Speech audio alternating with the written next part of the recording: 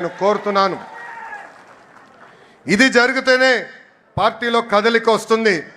యువతకి రెక్కలొచ్చి రాజకీయాల్లో మెరుగైన అవకాశాలు వస్తాయి. నా స్టైల్ ఒకటే, సీనియర్ని జూనియర్ని సమానం గౌరవిస్తా, పనిచేసే వాళ్ళకే నేను ప్రమోషన్ ఇస్తా. పసుపు జెండా ఇంకో 40 ఏళ్ళు రెపరెపలాడాలి. దానికి ఎప్పుడూ నిరంతరం పార్టీలో యువరక్తం పారాలి. దానికి అందరి సహకారం ఉండాలి.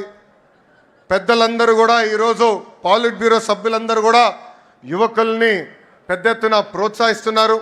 రండి, కదలి రండి, ఒక ప్రపంచనంగా ఆంధ్ర రాష్ట్రాన్ని ముందలు తీసుకెళ్దామని ఆంధ్ర రాష్ట్ర ప్రజలు కూడా పిలిపిస్తూ, నేను ఎక్కడికి వెళ్ళినా రెడ్ బుక్ గురించి డిస్కషన్. నేను అనుకుంటున్నా రెడ్ బుక్ గురించి మాట్లాడాల్సిన అవసరం లే. ఎందుకంటే రెడ్ బుక్ చెప్పగానే కొంతమంది గుండుపోటు వస్తుంది.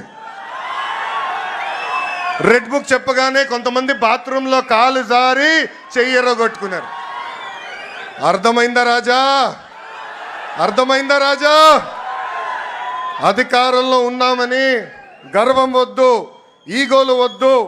అందరం కలిసికట్టుగా ప్రజల కోసం, కార్యకర్తల కోసం అహర్నిశలు కష్టపడాలని మీ అందరు తెలుపుకుంటూ, నాకు ఇంత అద్భుతమైన అవకాశం ఇచ్చిన జాతీయ అధ్యక్షుల వారు గౌరవనీయులు శ్రీ నారా చంద్రబాబు నాయుడు గారికి నా హృదయపూర్వక ధన్యవాదాలు తెలుపుకుంటూ మీ అందరి దగ్గర నుంచి సెలవు తీసుకుంటున్నాం.